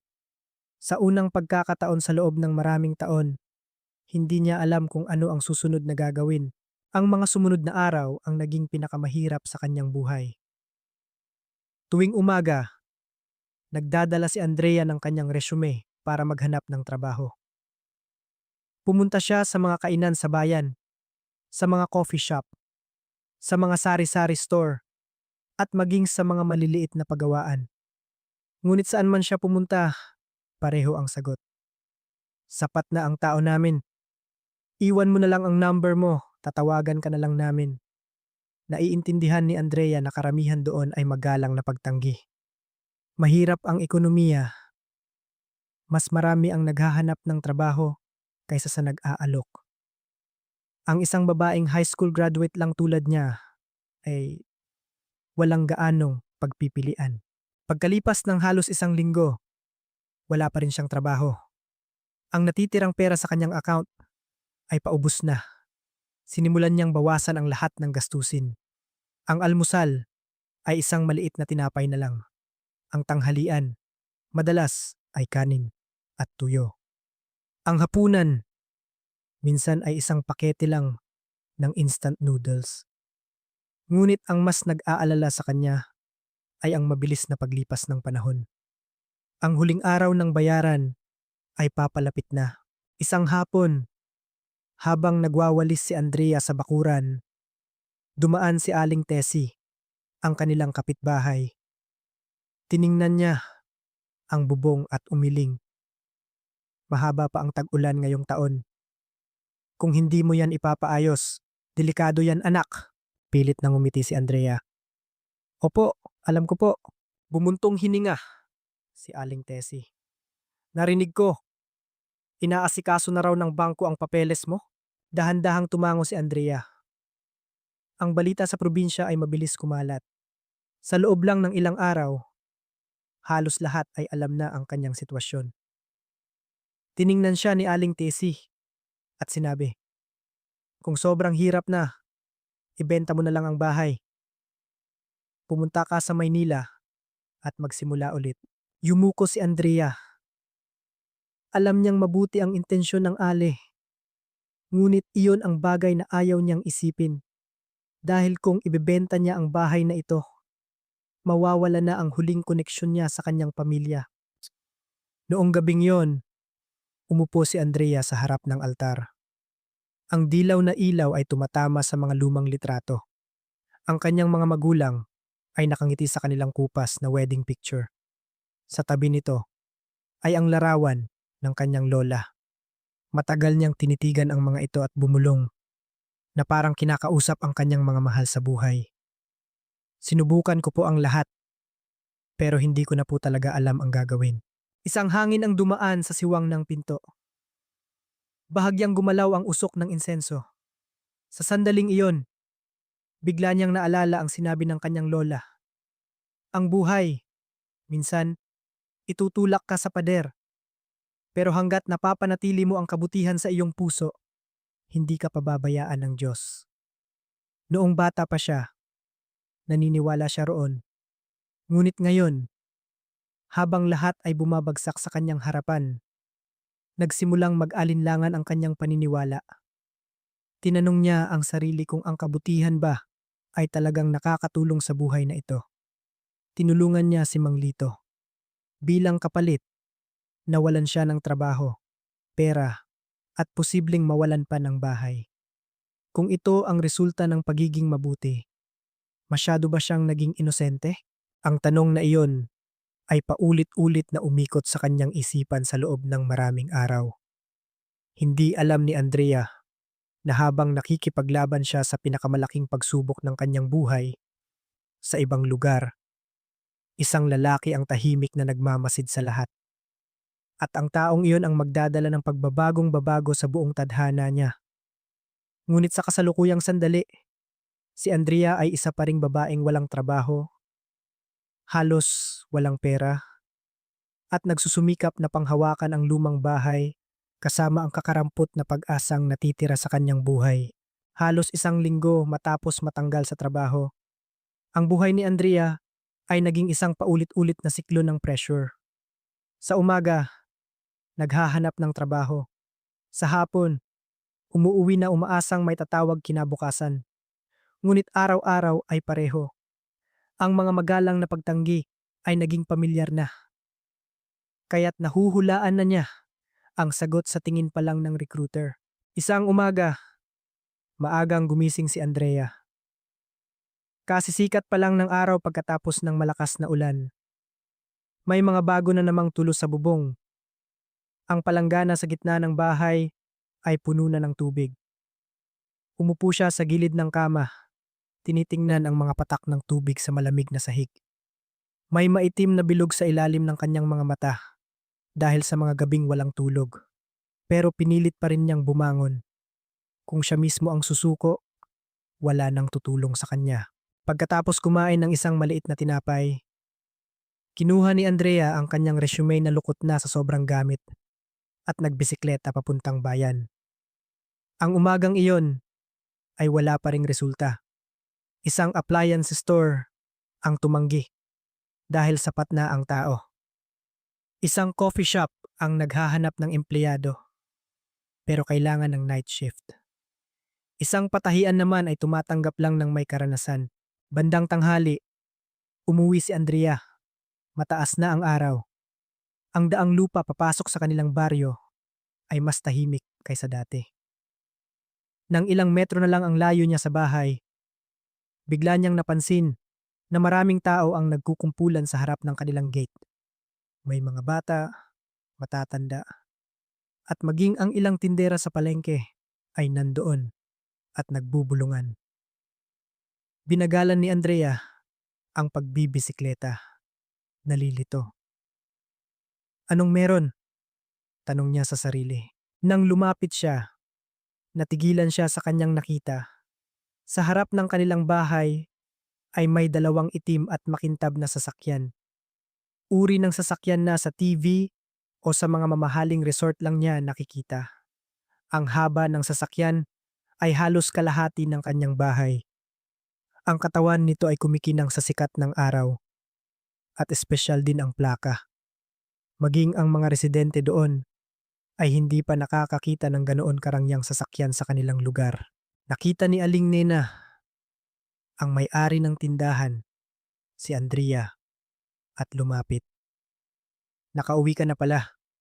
Anak, tulala si Andrea. Opo. Hinila siya ni Aling Nena. May kilala ka bang mayaman? Nagulat si Andrea. Wala po. Bakit kanila hinahanap kanina pa? Lalong nalito si Andrea. Tumingin siya sa gate. Biglang bumukas ang pinto ng sasakyan sa harap. Dalawang lalaking naka-Amerikana ang bumaba. Pareho silang nasa edad 40, formal manamit, at profesional ang kilos. Ang isa ay may dalang briefcase, at ang isa ay may earpiece. Halatang hindi sila ordinaryong tao. Agad na nagbigay daan ang mga tao. Lumakad ang dalawang lalaki papunta kay Andrea. Magandang araw, Miss Andrea, sabi ng mas matanda. Bahagyang napaatras si Andrea. Opo, ako po si Andrea, tumango ang lalaki. Sa wakas, nakita ka na rin namin. Nagsimulang mag-alala si Andrea. Sa mga nakaraang araw, sunod-sunod ang mga problema sa buhay niya. Kaya ang una niyang reaksyon ay baka may problema na naman. May problema po ba? Tinitigan siya ng lalaki ng ilang segundo at kumuha ng isang puting sobre mula sa briefcase. Inutusan po kaming iabot ito sa inyo. Kinuha ito ni Andrea. Sa labas ng sobre, pangalan lang niya ang nakasulat sa napakagandang sulat kamay. Binuksan niya ito. Sa loob ay isang imbitasyon. Nang basahin niya ang unang mga linya, tuluyan na siyang nalito. Iniimbitahan siya ng nagpadala na makipagkita sa isang address na mahigit 200 kilometro ang layo. Isang sikat na mansyon sa labas ng syudad. Nag-angat ng tingin si Andrea. Hindi ko po maintindihan kung bakit ako iniimbitahan. Nagkatinginan ang dalawang lalaki. Sumagot ang mas matanda. Ang gustong makipagkita sa inyo ang magpapaliwanag. Ang sagot na iyon ay hindi nakatulong at lalo lang nagpadagdag sa misteryo. Biglang sumingit ang isang kapitbahay. Sino po ba ang gustong makipagkita sa batang yan? Magalang na sumagot ang lalaki. Paumanhin po, hindi po namin maaaring sabihin dahil sa sagot, lalong naging curious ang mga tao. Nagsimula na ang bulungan. Baka nanalo sa loto. O baka may kamag-anak siyang mayaman. Baka naman may ginawang masama kaya ipapatawag. May ilan pang mas kakaibang hula. Narinig ni Andrea ang lahat pero pilit lang siyang ngumiti. Siya mismo ay hindi alam ang nangyayari. Nagpatuloy ang lalaki. Maaari po kaming maghintay. Pag-isipan niyo po. Kung papayag kayo, isasama na po namin kayo ngayon din. Tiningnan ni Andrea ang sobre sa kanyang kamay. Napakaraming emosyon ang naghahalo sa kanyang puso. kuryosidad, pag-aalala, pagkalito, at kaunting takot. Isang babaeng walang trabaho sa isang mahirap na probinsya. Ano ang dahilan para hanapin siya ng mga taong tulad nila? Lahat ay lampas sa kanyang imahinasyon. Nagpaalam siya na papasok muna sa bahay. Nang maisara ang pinto, naging mas tahimik ang maliit na bahay. Umupo si Andrea sa lumang upuang kahoy, sa harap ng altar ng kanyang mga magulang. Hawak ang misteryosong sulat. Binasa niya ito ng paulit-ulit. Totoo ang address sa sulat. Totoo rin ang pangalan ng nakapirma at isa itong sikat na pangalan. Ngunit lalo siyang nalito. Bakit siya kilala ng ganoong tao? Matagal na nag-isip si Andrea at bigla niyang naalala si Mang Lito. Maraming araw na siyang hindi nakikita. Matapos matanggal sa trabaho, naging abala siya sa paghahanap ng bago. Kaya hindi na siya nakakapunta sa pantalan. Kumusta na kaya siya? Malusog ba? Nandoon pa kaya siya? O umalis na? Mabilis na nawala ang isiping iyon. Sabi niya sa sarili, hindi ito ang oras para isipin ang mga ganoong bagay. Sa huli, pagkatapos ng halos 20 minutong pag-iisip, nagdesisyon si Andrea. Sasama siya. Hindi dahil sa kuryosidad, kundi dahil sa ngayon. Wala na siyang mawawala pa. Kung ito ay isang pagkakataon, gusto niyang malaman kung ano ito. Kung ito ay problema, gusto niya ring harapin. Nagpalit si Andrea ng pinakamaayos niyang damit. Isang puting blusa na matagal na niyang suot pero maingat na inalagaan. Inayos niya ang kanyang buhok, isinara ang bahay at lumabas. Agad na tumayo ang dalawang lalaki. Nakapagdesisyon na po ba kayo? Huminga ng malalim si Andrea. Opo, sasama po ako. Ngumiti ang lalaki. Mabuti. Sa malayo, 12-dosinang mata pa rin ang nakatingin. Walang nakakaintindi sa nangyayari. Maging si Andrea. Ngunit may kutob siyang babaguhin ng biyaheng ito ang kanyang buhay magpakailanman. At nang sumara ang pinto ng marangyang sasakyan, dahan-dahan itong umalis sa maliit na kalsada ng baryo. Hindi alam ni Andrea na ang kanyang patutunguhan ay naglalaman ng pinakamalaking sikreto na haharapin niya sa buong buhay niya. Umalis ang marangyang sasakyan sa barangay San Isidro. Iniwan ang 12-dosenang mausisang mata ng mga residente. Nakaupo si Andrea sa likod. Magkahawak ang kanyang mga kamay. Mula nang sumakay, hindi pa rin nawawala ang kanyang pagkalito. Sa bintana ng sasakyan, ang mga palayan at mga bahay ay unti-unting lumalayo. Tumagal ang biyahe ng mahigit 3 oras. Noong una, sinusubukan pa ni Andrea ang hulaan kung saan siya dadalhin. Ngunit habang lumalayo, sumuko na siya. Paminsan-minsan, tinitingnan niya ang dalawang lalaking naka-Amerikana sa harap. Napakagalang nila, pero halos walang ibinibigay na impormasyon. Sa tuwing nagtatanong si Andrea, ngumingiti lang sila at sumasagot. Malalaman niyo po pagdating doon. Paulit-ulit ang sagot na iyon, kaya tumigil na siya sa pagtatanong. Dapit hapon, na nang lumiko ang sasakyan mula sa highway, papasok sa isang malawak at magandang kalsada na gawa sa bato. Sa magkabilang gilid ay may mga matatayog na puno. Ang tanawin ay ibang-iba sa mga lugar na napuntahan na ni Andrea. Hindi pa siya nakakakita ng ganito karangyang lugar. Pagkalipas ng 10 minuto, isang malaking itim na bakal na gate ang lumitaw. Sa itaas nito ay may simbolo ng agila na gawa sa makintab na tanso. 2 gwardiya na nakauniforme ang nakatayo sa labas. Pagdating ng sasakyan, automatikong bumukas ang gate. Hindi sinasadyang napigil ni Andrea ang kanyang hininga. Pumasok ang sasakyan sa loob. Sa kanyang harapan ay isang mansyon na napakalawak. Halos hindi makita ang dulo. Ang mga damo ay maingat na inalagaan. May mga artipisyal na lawa na malinaw ang tubig. At mga halaman na maganda ang pagkakatrim. Sa gitna ay isang malaking gusali na may modernong arkitektura. Ngunit may bahid pa rin ng tradisyonal na disenyong Pilipino. Disinyong hindi niya akalain na may taong nakatira sa ganitong lugar. Huminto ang sasakyan sa harap ng hagdanan. Isang kasambahay ang mabilis na lumapit para buksan ang pinto. Ma'am Andrea, tuloy po kayo. Bumaba si Andrea. May halong kaba at pag-aalala. Lahat dito ay banyaga sa kanya. Tumingin siya sa kanyang lumang sapatos. Pagkatapos ay sa marangyang paligid. Ang pagkakaiba ay lalo siyang nalito. Giniyahan siya ng kasambahay sa malaking bulwagan.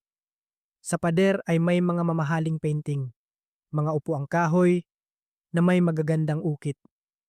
Ang dilaw na ilaw ay nagbibigay ng marangya, ngunit mainit na pakiramdam. Sa huli, huminto sila sa harap ng isang malaking pinto. Ngumiti ang kasambahay. Nasa loob po ang gustong makipagkita sa inyo. Huminga ng malalim si Andrea at pumasok. Sa sandaling bumukas ang pinto, natigilan siya. Sa harap niya ay isang lalaking nakaupo. Ang kanyang kulay abong Amerikana ay perpekto ang pagkakatahi. Ang kanyang puting buhok ay maayos na nakasuklay. At ang kanyang mukha ay nagpapakita ng karanasang dala ng maraming pagsubok. Dahan-dahan siyang tumayo at ngumiti ng may kabaitan. Si Andrea naman ay tulala.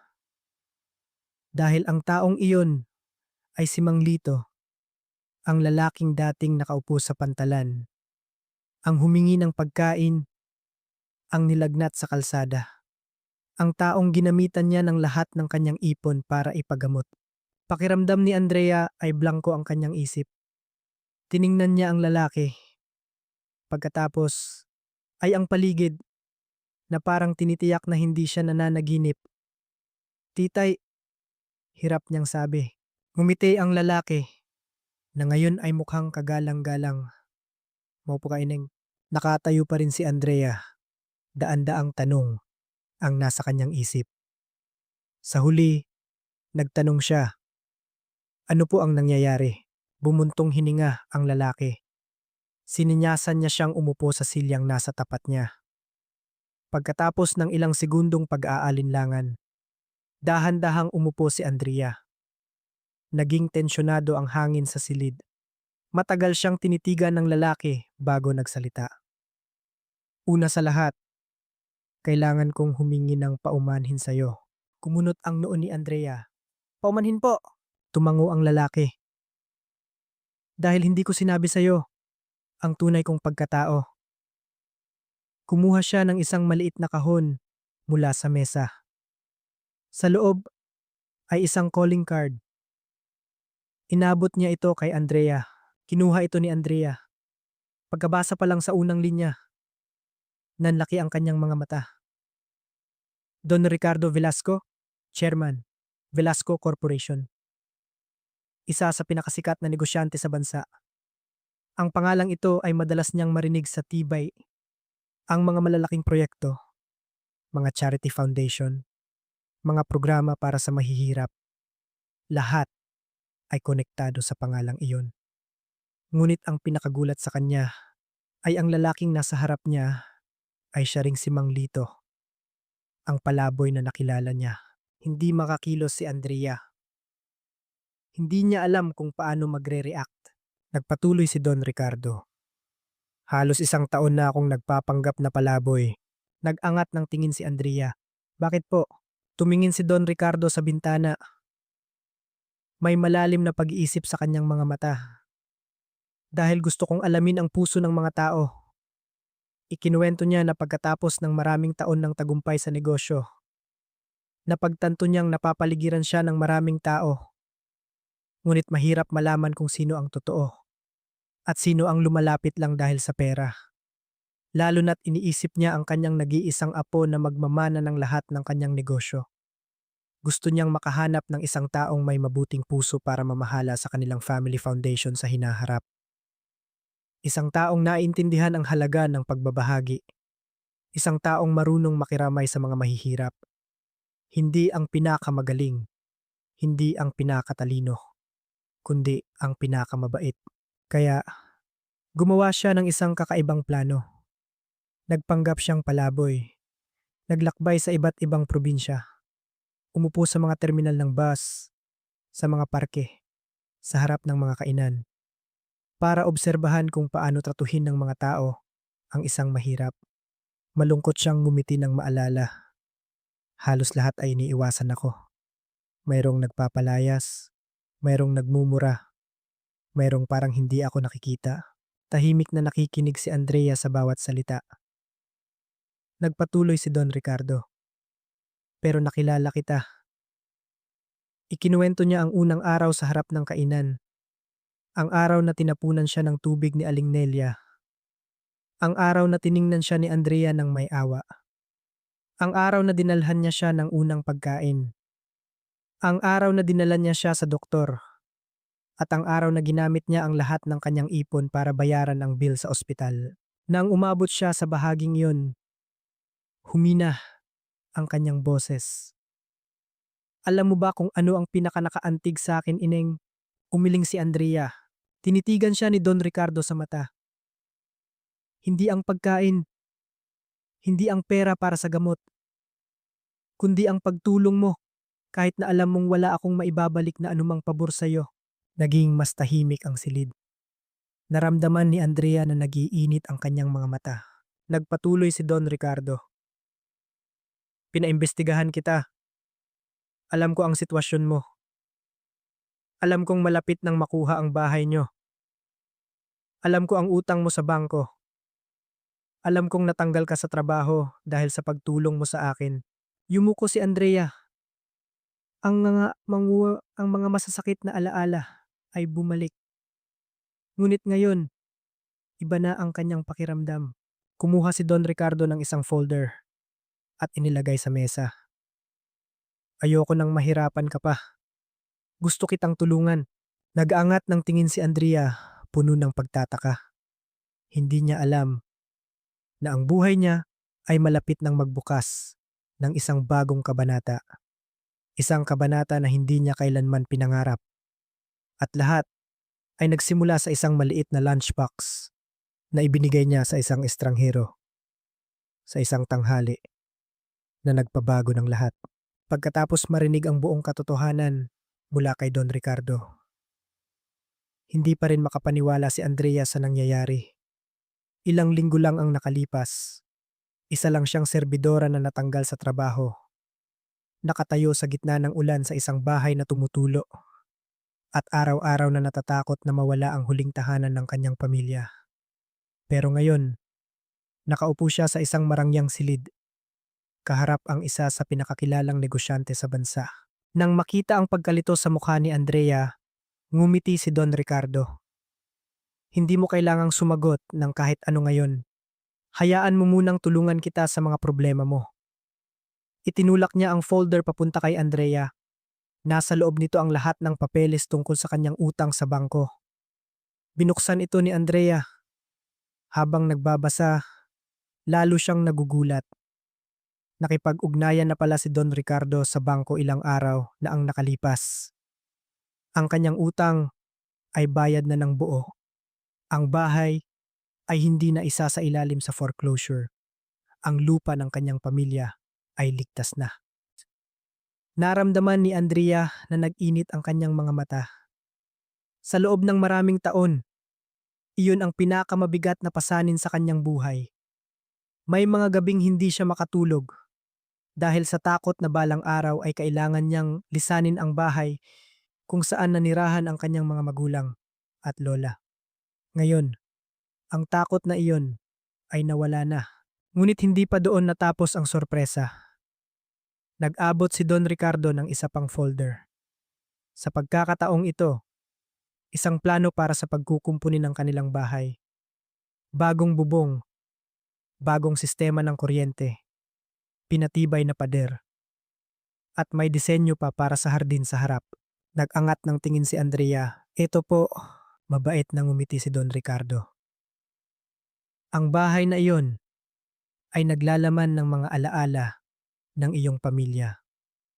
Walang sino man ang dapat mawalan ng ganoong mga alaala dahil lang sa kahirapan.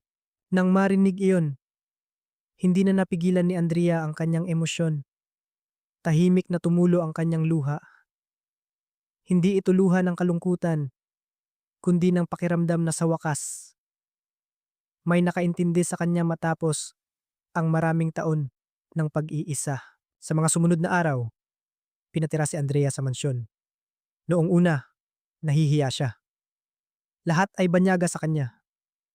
Ang mga kasambahay, mga guwardiya, ang mga mararangyang pagkain, ang malalawak na silid. Minsan, pakiramdam niya ay naligaw siya sa mundo ng iba. Napansin niyo ni Don Ricardo. Hindi niya ito pinilit na magbago. Hindi siya pinilit na matutong kumilos na parang mayaman.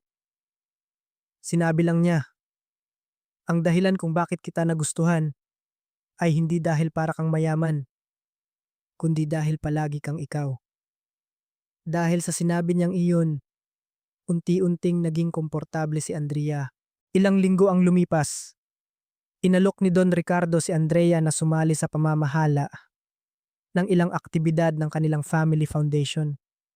Noong una, tumanggi siya dahil sa tingin niya ay hindi niya kaya. Ngunit iba ang pag-iisip ni Don Ricardo. Maraming magagaling mag-aral. Maraming may mataas na pinag-aralan. Pero hindi lahat ay naiintindihan ang pakiramdam ng mahirap. Naiintindihan mo iyon. At iyon ang pinakamahalaga. Nagsimulang sumama si Andrea sa mga charity mission. Pumunta sa mga mahihirap na lugar at nakilala ang mga pamilyang tulad ng kanyang sitwasyon noon. Sa unang pagkakataon sa kanyang buhay, naramdaman niyang gumagawa siya ng isang bagay na may tunay na kahulugan. Sa mga panahong iyon, nakilala niya si Marco, ang nag-iisang apo ni Don Ricardo. Iba siya sa inaakala ni Andrea. Hindi siya isang mayabang na anak mayaman. Simple siyang mamuhay, mahilig sa mga community activities, at madalas sumali sa mga proyektong tumutulong sa mga bata sa malalayong lugar. Noong una silang magkita, ilang salita lang ang kanilang pinag-usapan. Ngunit habang tumatagal ang kanilang pagsasama, mas marami silang natutuklasang pagkakatulad. Pareho silang nawalan ng mahal sa buhay, parehong naiintindihan ang kalungkutan, at parehong naniniwala na ang buhay ay may kahulugan lang kung nakakatulong sa iba. Ang kanilang pagtitinginan ay hindi biglaan. Dahan-dahan itong nabuo sa pamamagitan ng mga biyahe, mga paglutas ng problema, at mga mahahabang kwentuhan tungkol sa mga simpleng bagay sa buhay. Samantala, sa kanilang bayan sa San Isidro, kumalat na ang kwento ni Andrea. Alam na ng lahat na ang babaeng dating natanggal sa trabaho ay kasosyo na ni Don Ricardo. Mabilis na nakarating ang balita kay Aling Nelia at Myla. Noong una, hindi sila naniwala. Hanggang sa nakita nila si Andrea sa isang TV program tungkol sa charity work ng Velasco Foundation. Natigilan si Aling Nelia. Ganoon din si Myla. Sa unang pagkakataon, napagtanto nila na ang taong minamaliit nila ay maaaring magbago ang buhay sa paraang hindi nila inaasahan. Ilang buwan ang lumipas. Nagsimulang malugi ang kainan ni Aling Nelia. Maraming suki ang lumipat na sa ibang lugar. Hindi dahil may sinabi si Andrea, hindi niya sila kailanman siniraan. Ngunit ang mga taong nakasaksi sa araw na tinanggal siya ay may sarili ng husga. Isang hapon, nang umuwi si Andrea sa probinsya para bisitahin ang kanyang naayos ng bahay, kusang lumapit sa kanya si Aling Nelia. Ang babaeng dating laging sumisigaw sa mga empleyado ay yumuko at humingi ng tawad. Inamin niyang naging padalos-dalos siya sa kanyang galit at paghusga. Nakinig si Andrea at mahinahong sumagot, "Hindi na po ako galit. May mga bagay na nangyayari para matuto tayong maging mas mabuting tao." Umiyak si Aling Nelia. Marahil iyon ang unang pagkakataon na tunay niyang naintindihan ang halaga ng kabutihan. Isang taon ang lumipas. Sa isang tahimik na gabi sa hardin ng mansyon, nagpropose si Marco kay Andrea. Walang mamahaling rosas, walang grandiosong proposal. Dalawa lang silang nakaupo sa ilalim ng isang puno. Sabi ni Marco, Sa tingin ko, ang pinakamagandang bagay ay hindi ang makakilala ng isang perpektong tao, kundi ang makakilala ng isang taong nananatiling mabuti kahit hindi naging patas sa kanila ang buhay. Napangiti si Andrea at dahan-dahang tumango. Pagkalipas ng isa pang taon, nagpakasal sila. Hindi magarbo, hindi magarbo, ngunit puno ng mga taong tunay na nagmamahal sa kanila. Sa araw ng kasal, tinitingnan ni Don Ricardo ang bride habang naglalakad sa altar. Bigla niyang naalala ang payat na babae na nagdala ng mainit na pagkain sa isang palaboy sa pantalan. Kung noong araw na iyon ay pinili ni Andrea ang tumalikod, marahil ay ibang-iba ang lahat. Ngunit ang kabutihan niyang iyon ang nagsulat muli ng kanyang tadhana. Maraming taon ang lumipas nang si Andrea na ang namamahala sa foundation kasama si Marco. May nagtanong sa kanya kung ano ang pinakaipinagmamalaki niya sa kanyang buhay. Matagal siyang nag-isip at sumagot, hindi ang bagong bahay, hindi ang trabaho ko ngayon, hindi rin ang mga bagay na mayroon ako. Ang pinakaipinagmamalaki ko ay noong nasa pinakamahirap akong sitwasyon. Hindi ko hinayaang kunin ng pagkakataon ang kabutihan sa aking puso. At marahil, iyon din ang pinakamahalagang regalong ibinigay sa kanya ng buhay. Ang kwento ni Andrea ay hindi lang isang kwento ng swerte o pagbabago ng buhay. Ang pinakamahalagang aral dito ay ang pagpili niyang gawin ang tama sa panahong wala siyang kahit ano. Nang makilala niya si Mang Lito, hindi niya alam kung sino siya, hindi niya alam kung ano ang maibibigay niya, at lalong hindi niya inisip na balang araw ay masusuklian ito. Tumulong siya dahil nakakita siya ng isang taong gutom, may sakit, at nangangailangan ng tulong. Iyon ang tunay na kabutihan. Ang kabutihan ay hindi nasusukat sa halaga ng pera na ibinibigay natin, kundi sa sinseridad at sakripisyo sa likod ng bawat kilos. Isa pang aral na dala ng kwento ay huwag kailanman husgahan ang iba base sa kanilang itsura o kasalukuyang sitwasyon. Si Aling Nelia at marami sa kainan ay tiningnan si Mang Lito bilang isang walang kwentang palaboy. Trinato nila siya ng may paghamak at lamig. Samantala, nakita ni Andrea sa kanya ang isang taong karapat-dapat igalang. Ang buhay, minsan, ay napakapatas sa sarili nitong paraan. Ang anumang itinatanim natin ngayon, kabutihan man o kasakiman, ay babalik din sa atin balang araw. Maaaring hindi agad-agad, ngunit tiyak na darating sa tamang panahon. Ang pinakanagustuhan ko sa kwentong ito ay hindi hinayaan ni Andrea na baguhin ng kahirapan ang kanyang pagkatao. Mahirap siya, nag-iisa, may malaking utang, at muntik nang mawalan ng lahat. Ngunit napanatili niya ang kanyang awa at kabutihan. Sa totoong buhay, hindi iyon madali. Kapag patuloy kang dinadaganan ng problema, marami ang pipiliing maging manhid para protektahan ang sarili. Ngunit pinatunayan ni Andrea na ang sitwasyon ay maaaring magdulot ng pagod. Pero hindi nito kailangang sirain ang iyong pagkatao. At minsan, ang mga mabubuting desisyon sa gitna ng pinakamahirap na sandali ang siyang nagbabago ng buong buhay mo. Kung nagustuhan nyo ang kwentong ito, huwag kalimutang pindutin ang like at mag-subscribe sa channel para suportahan ako.